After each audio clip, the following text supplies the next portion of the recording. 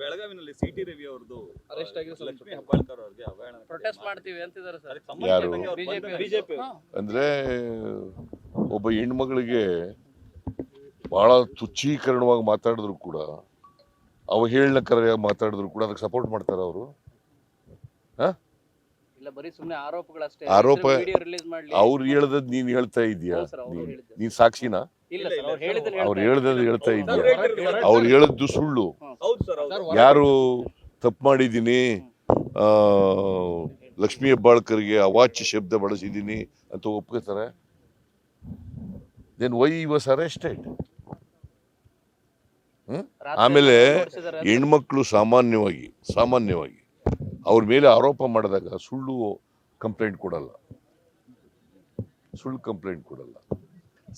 C T Ravi ಗೊತ್ತಿಲ್ಲ ನನಗೆ ಯಾಕೆ ಆ ಪದ ಬಳಸಿದ್ನೋ ಗೊತ್ತಿಲ್ಲ ನನಗೆ. So it is an offence. Sir, Horatti ಅವರು ಇಬ್ರು ಕರೆದಿ ಮಾತಾಡದೆ ಇಲ್ಲಿಗೆ ಮುಗಿಸಿ ಇದನ್ನ ಅಂತ ಹೇಳಿದ್ದೆ ನಾನು ಅಂತ ಹೇಳ್ತಾರೆ. ಮತ್ತೆ ಸಿ ಟಿ ರವಿ ಅವರು ಫ್ರಸ್ಟ್ರೇಷನ್ ಪದ ಬಳಸಿದೆ ನಾನು ಅಂತ ಸ್ಪಷ್ಟನೆ ಕೊಟ್ಟಿದ್ದಾರೆ ಅಂತ ಹೊರಟ್ಟಿ ಅವರು ಹೇಳಿರುವಂಥದ್ದು. ಅವನು ಹೇಳಿರೋದಪ್ಪ, ಸಿ ಟಿ ರವಿ ಹೇಳಿರೋದು. ನಾನು ಪದ ಬಳಸಿರ್ತಕ್ಕಂಥದ್ದು ಫ್ರಸ್ಟ್ರೇಟ್ ಅಂತ ಬಳಸಿದ್ದೀನಿ ಅಂತ. ಅದು ಆಫ್ಟರ್ ಥಾಟ್, ಅದು ಗೊತ್ತಿಲ್ಲ ನನಗೆ. ಬಟ್ ಲಕ್ಷ್ಮಿ ಹೇಳೋದೇನು, ನನಗೆ ಅವಾಚ್ಯ ಶಬ್ದ ಬಳಸಿದ್ರು.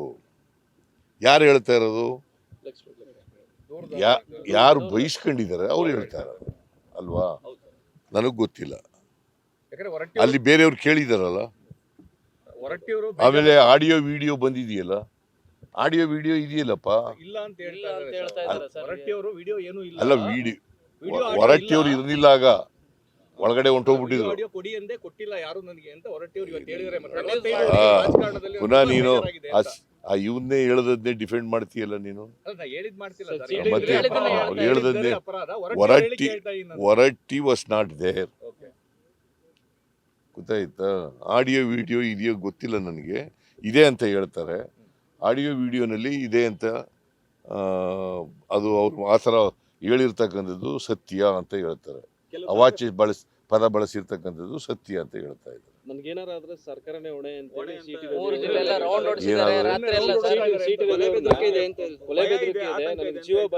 ಎಲ್ಲ ಅಪರಾಧಿಗಳು ಹೇಳ್ತಾರೆ ಹಂಗೆ.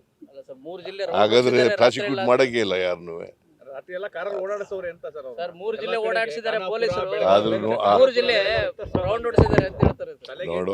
ನೋಡಪ್ಪ, ಅವನ ಹಿತದೃಷ್ಟಿಯಿಂದಲೇ ಖಾನಾಪುರಕ್ಕೆ ಕರ್ಕೊಂಡು ಹೋಗಿರೋದು.